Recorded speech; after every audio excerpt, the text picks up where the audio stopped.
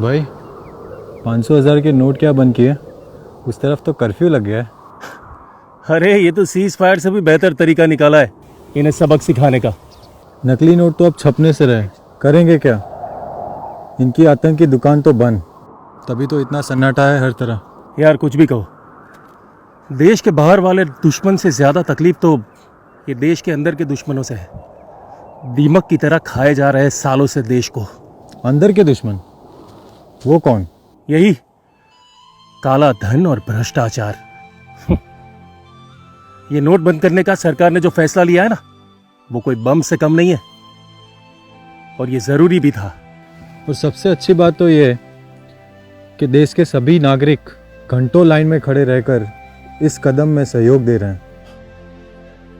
सच कहे तो कतार में खड़ा हुआ हर एक वो इंसान और बैंक के हर एक वो कर्मचारी जो दिन रात काम कर रहे हैं, वो भी तो हमारे जैसे सैनिक ही है।